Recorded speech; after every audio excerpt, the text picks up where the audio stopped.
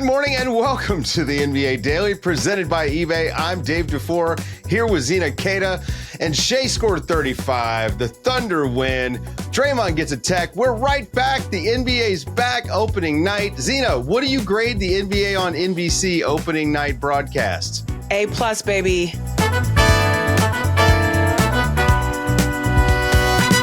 It was ring night for the defending champion Oklahoma City Thunder in Oklahoma City. And in Oklahoma City, in the Paycom Center, our own Andrew Schlecht joins us.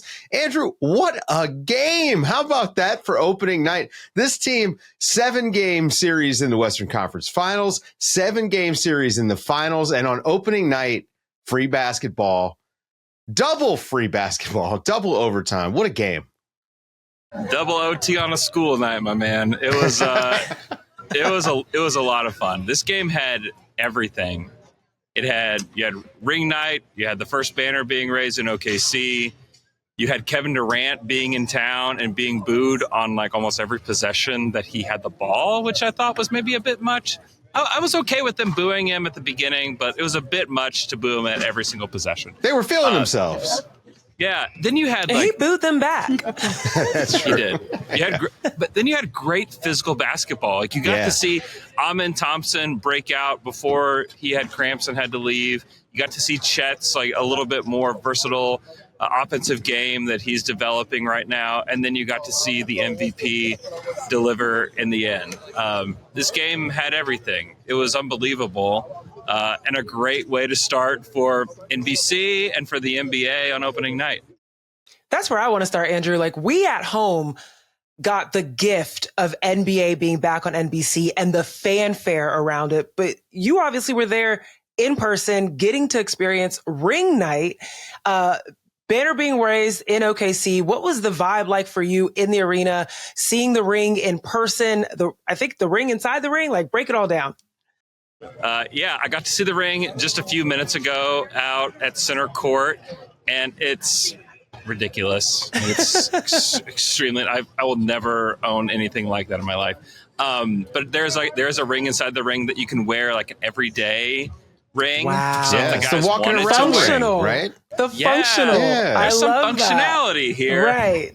And it's great. There's a bunch of like stuff that is like a callback to like the bombing memorial on one side of it.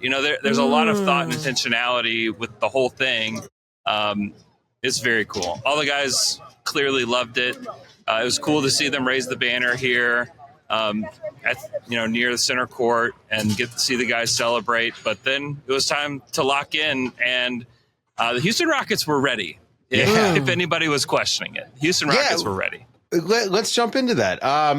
This was not some sort of an easy game for the Oklahoma City Thunder. The Rockets, like you mentioned, it was super physical, and it was physical from the jump. The Rockets, I thought, really bothered the Thunder. Obviously, the double big thing worked great for the Rockets. They were getting a ton of rebounds. I mean, Steven Adams' offense was, that's true. Triple, good to be fair. But they were getting a lot of offensive rebounds, just a lot of tip outs. But when they went into the zone, that was when you saw Oklahoma City's lack of shooting like really bothered them. And they were able to overcome it last year. They overcame it in this game. But it can't feel great to watch them shoot the ball like this, on opening night. Yeah, I mean, 13 of 52 from three. They shot them. Yeah, they took the threes. There were open threes. They found them. But you had like Lou Dort going 0 of 8, which can happen. You had Shea go 1 of 9. You had Hartenstein airmail a basketball over the rim. Caruso struggled. Jay Will, who's a much improved shooter, really struggled in this one. And some of it you certainly have to like tip your cap to the Rockets and their pesky defense, but a lot of it was like they just didn't make shots. I think they got a lot of quality looks. Shea, in the first half, I think Shea was trying to help his teammates get going, and you just didn't see a lot of Shea. Whenever the Rockets put 2 on the ball, he was like, going to put 2 on the ball? Fine. Let me find my open teammate. And that really worked for the Rockets. That's why the Rockets, I think they dictated a vast majority of this game. Yeah, I think that the double Rockets big like thing, dictated terms. the way that they guarded Shea, the double big worked for them because Shea couldn't really split the pick and roll. So because they had another big and drop. So, I mean, this was actually where their defense, I mean, it's better for your defense if you have two bigs regardless. It's just if you get stuck trying to switch, you're in hot water. But when you have a team that can't really shoot and doesn't have a whole lot of ball handlers, and I think J-Dub's absence, Jalen Williams' absence was the shadow cast over the Oklahoma City Thunder this entire game, where you didn't have that other head of the snake out there that Shea could kick to in those doubles to get into that extra, that second side pick and roll that they were missing. I don't know, guys. I feel like I'm opposite you guys right now. Okay, let's hear it, Zena. Let's hear it. I really do think that, yes, the double big lineup worked for the Houston Rockets to a degree. I think it made them slower. It definitely made them obviously clunkier on offense. But I honestly think what you just said, Andrew, about the fact that one team was making shots and another team wasn't. Like, you looked at OKC's defense against the Houston Rockets. Number one, they were playing small ball, significantly smaller than this team. I mean, hell, most teams are going to end up playing small ball when your average is 6'10". But they were fighting through screens, sticking to the hips of Houston Rockets players and blowing up their screen actions. But what was happening? What was the difference? KD was hitting tough shots. Ahmed was finishing in traffic. Like, they were just having to make tough shots. The complete opposite side, I kept seeing the Houston Rockets two go with one. I saw multiple opportunities in which it was forced turnovers from Isaiah Hartenstein trying to put a pass through defense or, trying to force offense versus me thinking that they were, the Houston Rockets were being particularly pesky. I looked at Jay Will particularly. I'm like, he had like 4 open threes, open threes that just, he didn't hit. So I think this game really came down to, like, yes, shout out to Houston just being big. And I do think towards the end of the game, the top line of that zone defense was tough for them to get through. But I give credit to the fact that OKC feel good in the fact that this came down to not having your shots fall. And the main reason I also think this is, look at Shai Gilgeous-Alexander. 3 points in the first quarter, 2 points in the second quarter. And when he decided not to be the person that's setting up his teammates, making that extra pass, what happened? He blows up in the second half. So that defense was like, I don't know. Well, I'm not going to say smoke and mirrors, but I don't think it was as pesky as we're saying it was. Yeah, I would love to see the grenade percentage from the Rockets in this one. It felt like they just had a lot of luck. Yes. There was a couple where Durant got the ball where it just the ball just spit out and just randomly went a place, and it ended up in Durant's hands in stride, with that midi jumper that's like a layup for him. That happened a few times, and the Thunder, it felt like every one of those that hit Dort's hands or it hit Jay Will's hands or whatever, and it was not bad. I think it was within rhythm, but they just all clanked. So I do think that certainly is part of the story. You guys want to talk about the controversy? The controversy in OT. Okay, so let me get a timeout. Oh, sorry, I was just clapping. They kind of blew past this, I thought. I really wish they would have spent a little bit more time on this with the broadcast. But so at the end of the first overtime, Kevin Durant clearly calls for timeout, a timeout that the Rockets didn't have. But the referees didn't see it, Andrew, and I think that has to matter. Yeah. Shai, so we asked Shai about it after the game, and he said he obviously called timeout 3 times, both verbally and physically called timeout 3 times, and they just didn't see it. He's like, everybody makes mistakes. Shai does this where he'll acknowledge these big mistakes that the officials make, and then he'll go straight into, but I make mistakes, and we're all he does we're all humans, make mistakes thing. But it's the Jimmy Butler playbook, man. This is why he gets all those foul calls. Wins erase so many things, and I think the Thunder win will erase this one from the history books. I don't think this is something that we're going to be talking about past tonight. I really don't. But if the Thunder had lost this game, and let's say Shai gets a shot off over KD and it misses and Thunder lose, then we would have led with it. That Yes. was Right. so I do think that it is something to acknowledge on opening night, but I also think it's something that will be erased from the history books because of the win. I mean, yeah, it's a good win, but it was a great game. I mean, this was, It was a great game. As far as look, and we do this. This is night 1 of year 2 of the show, right? But we've been doing this a long time, and you get into these regular season games, you're always rooting against overtime.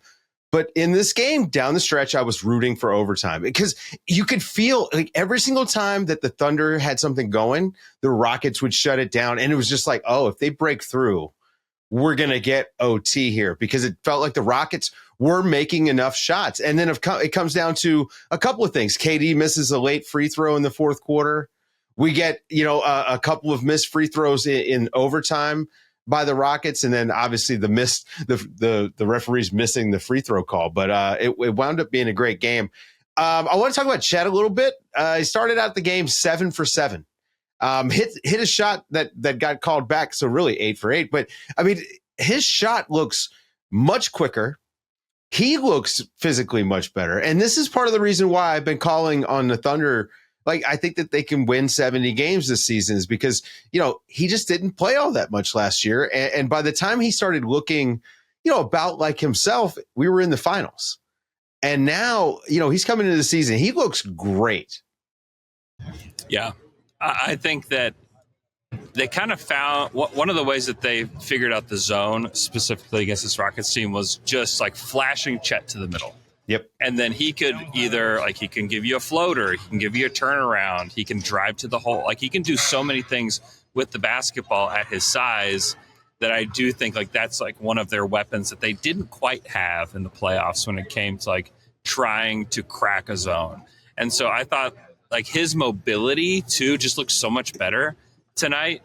I think that he is poised for a really, really big season. He had 28 tonight. They needed those 28 points from him, certainly without J-Dub in there, and then with everybody shooting the way they did.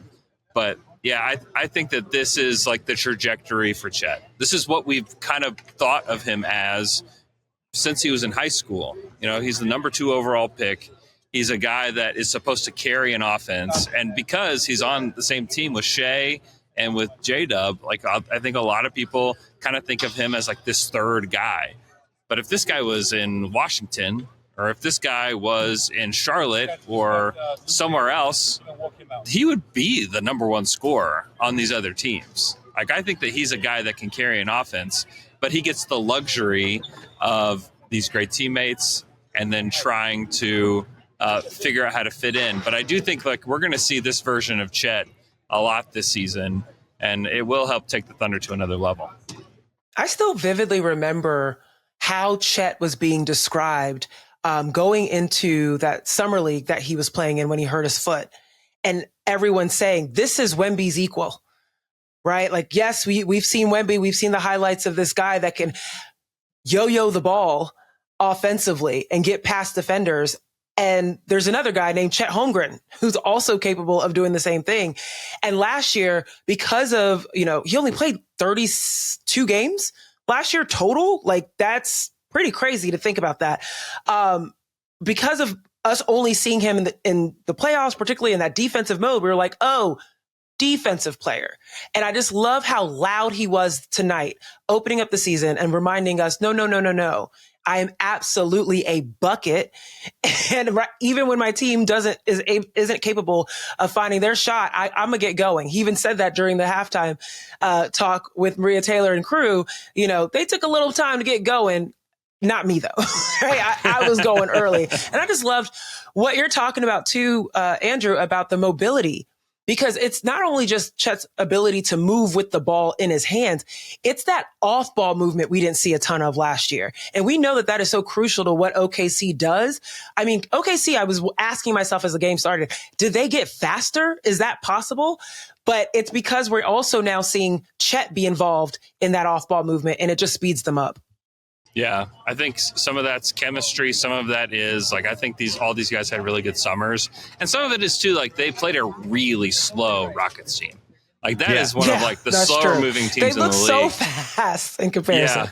Yeah, and I think before I go, we need to highlight Alperen Sengun, because that Yeah, guy we do. was an absolute 39 monster. points.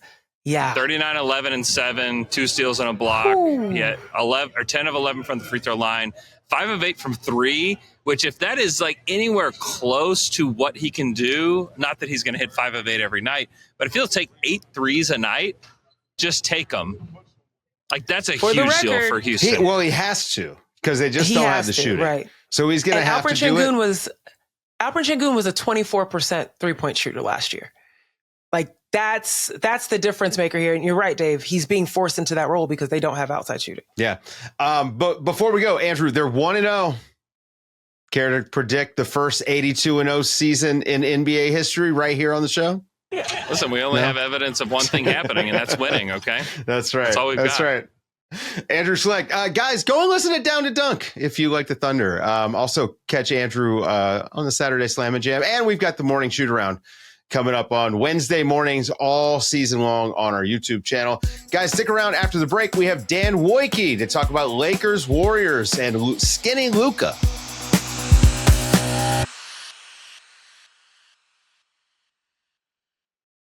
Opening night in Crypto.com Arena, still miss Staples, and it was disappointing for the Lakers in spite of Luka Doncic dropping 43 points in game one. They're somewhere in the bowels of the arena. He was on a service cart. Now he's in the referee's locker room. He's a man of mystery. He covers the Lakers for us. He's Dan Woike. Dan, I don't know. The Lakers, they didn't look great outside of Luka and I'd say Austin Reeves. No. Yeah, I think that was the problem tonight. They didn't look great outside of, Luka Doncic and Austin Reeves. It was a slog of a game. I think in a lot of ways, it's not surprising considering the product we saw during the preseason. What might have been a little surprising, or I guess maybe a better way to put it, Dave, it's the product we didn't see in the preseason. We saw this team play 3 quarters together in the preseason, in reality, right? Like Luka and Austin played together twice. In one of those games, they sat all of their other starters basically because they had to play a back-to-back. They chose. Had to play a back-to-back the night after. They played a dress rehearsal final game against the Sacramento Kings. Looked okay-ish and played better and then the second half.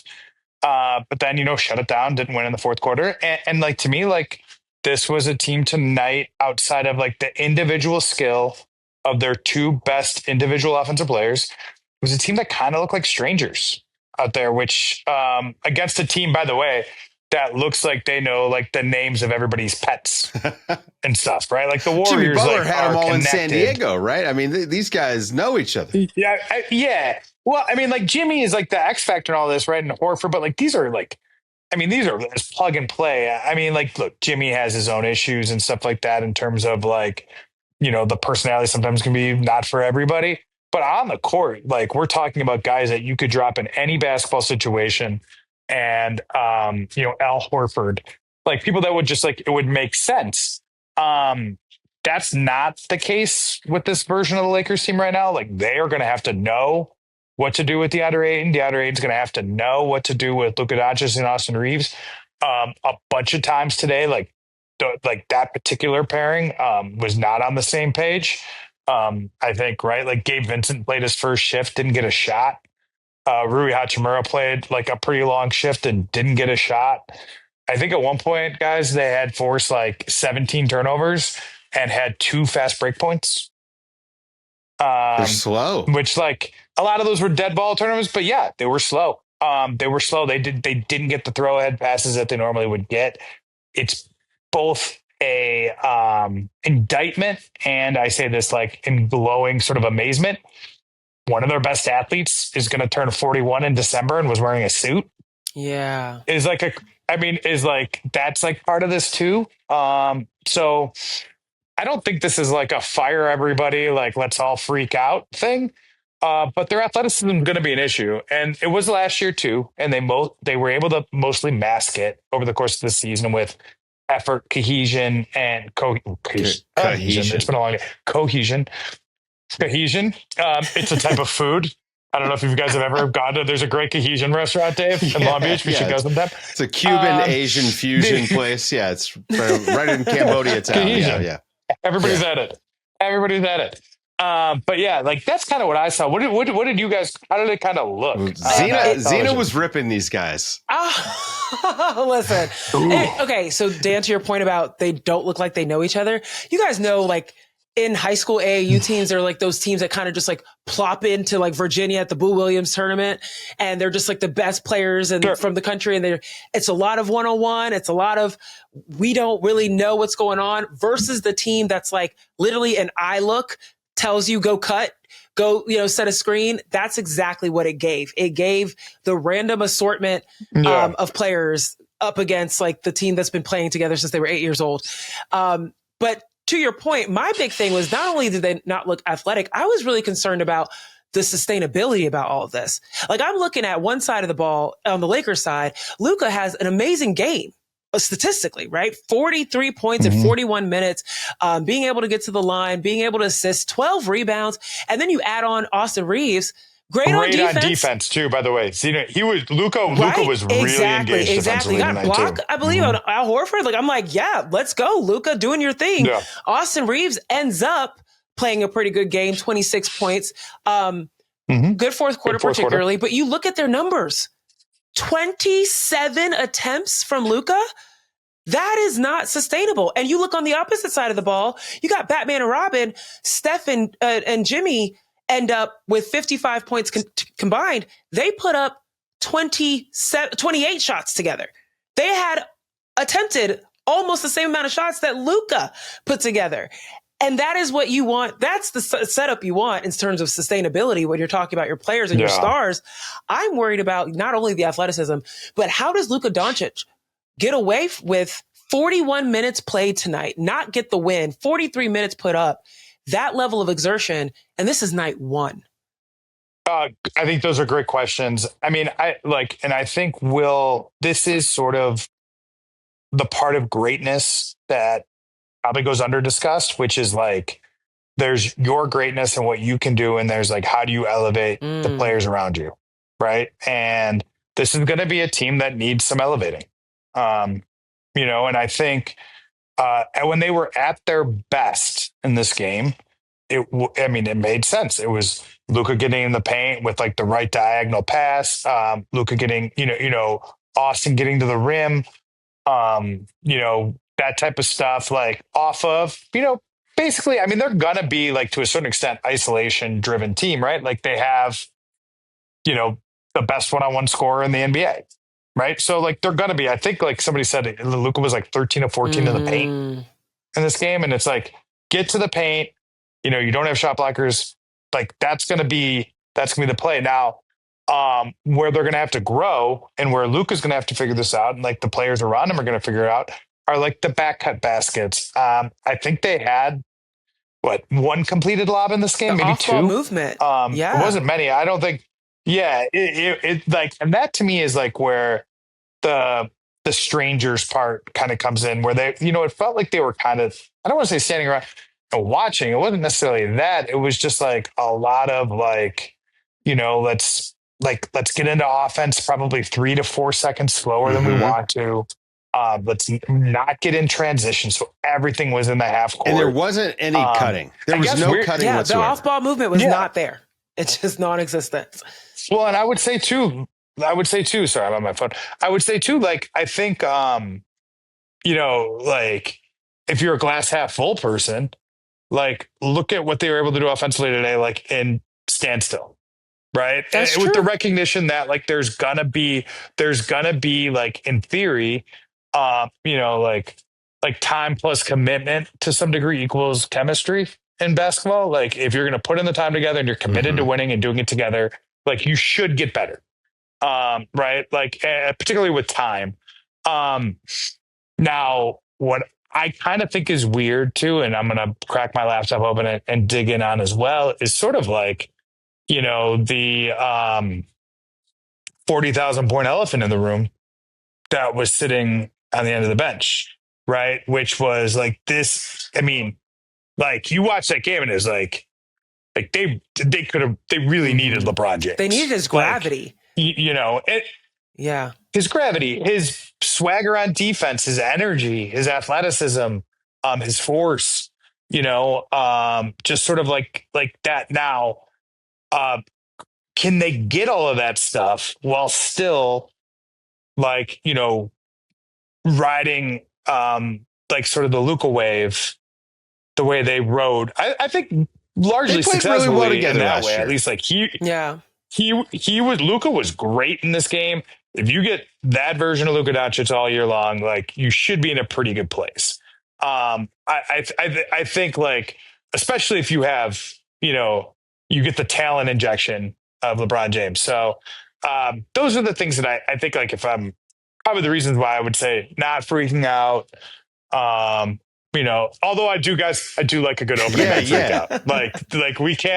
We can't be oh my God, we waited all summer and this was the basketball we got to watch. And I was talking to Steve Kerr and I kind of joked about it with him in the hallway afterwards. I was just kind of it'll be fun to watch a game where there aren't 50 turnovers. That'll be fun. We'll get there eventually. Oh my gosh. There was 39. It was 39 and 55 points off of turnovers. 50. It was bad. It was sloppy.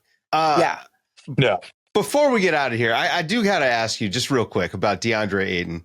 How do you play 34 minutes and get 6 rebounds? How tall is he, Zena?